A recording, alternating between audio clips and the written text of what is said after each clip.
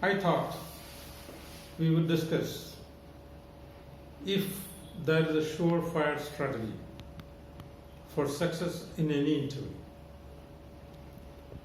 When I say surefire strategy, it would seem little exaggerated for you because there is no such thing as a surefire strategy for interviews. But in my personal experience, I have interviewed a number of candidates who you feel is impossible to reject. As an interviewer, you feel is impossible to reject them. So even if they do not display the technical skills required for a particular position, we are actually compelled to offer them an alternative position because we feel we should somehow engage this particular person who would prove a solid asset for the company. So generally when you talk about interview techniques, you talk about manners, mannerisms, courtesy, etiquette, you talk about communication. All this is fine, these are all required. But then these are all not enough to make sure that you succeed in an interview. See, an interview is actually a psychological duel, or it's a psychic war between the interviewer and the interviewee. You might imagine that the interviewer is trying to make a psychographic assessment of the interviewee or the candidate. Of course, that's true. But then if you want to make sure of success in an interview, make sure that you are also doing a psychographic analysis of the interviewer or the panel of interviewers, what is running in their mind and how you can impress them. Okay. See, one of the world's toughest interview experience, though they call it speaking experience, is what you find in the speaking module of IELTS, OET, PTE, TOEFL and exams like this. These are actually the world's toughest interview experiences because they test all your skills. They test your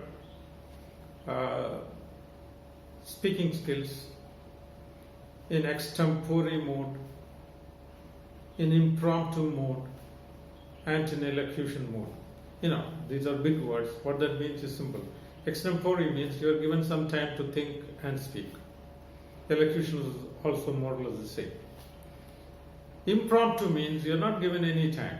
You are asked a question and you are asked to speak immediately. So in all these modes, you need to be successful.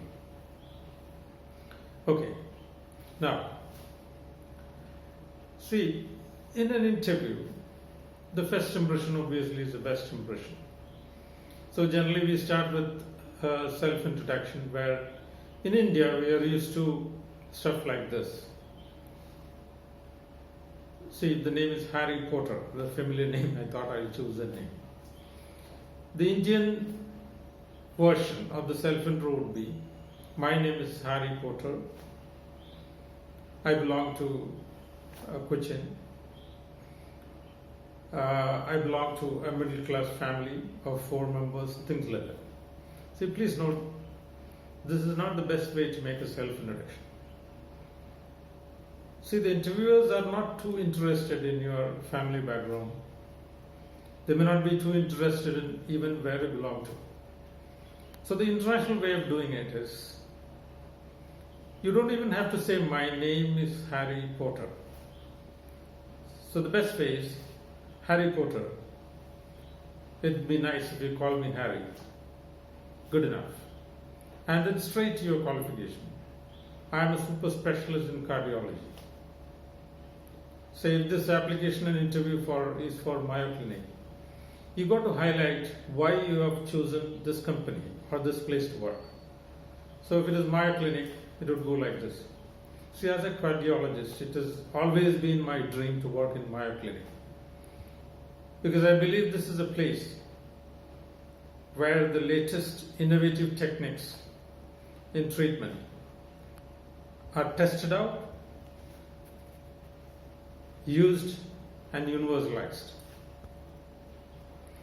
And I've heard that you have an excellent work culture which permits innovation, which allows space for individuality. So, what we are doing right now is we are pleasing the interviewers by saying that you've chosen the right place and for valid reasons. It's not just trying to please them by saying some nice words. You're giving valid reasons, okay? Now, please note, interviewers belong to many types. Some of them are friendly. They are friendly assessors of your skills. In these cases, you can also be equally warm, friendly, little informal. Some others are serious evaluators. Here, your language has to become more formal. You have to be a little serious in expression and body language. There are some interviewers who are actually intimidators. They actually try to intimidate you. So if this is the case, you must understand that these people belong to the parental ego state. So you have to tackle this by understanding their psyche. When you understand they are intimidators, you go along with them. You cannot resist their attempts at intimidation. At the same time, you cannot succumb to the intimidation. So you have to float. You have to balance. And you have to handle them properly, understanding that they are trying to intimidate you. So all these types of interviewers you may come across. So if you're looking for an international job or career, the best route is through the international language tests like IELTS, OET, PT, TOEFL, etc., etc. In fact, I have an association as Director General of the Cambridge Boxall Center, which is the only center with faculty from Cambridge English Worldwide television program. You can find out details of this center. This center has a unique distinction that it has a zero failure record. There's not a single candidate who has left this institute without the required band in their exams. If you want to find out details, just key in Cambridge Boxall Center and do a Google search. You will reach our center through multiple pathways. You can reach it through the Google search, Google Map services. You can reach it through Just Dial and other commercial services. And talk to me on my personal mobile number for further details. My mobile number is 98471 08372. Please make a note. 98471 08372. I hope you have made a note of this. Feel free to talk to me on any topic connected with your career, not just admission to this center. So, to sum it up, interview is not just about a smiling face, good manners, mannerisms, good etiquette, good courtesy, and good communication.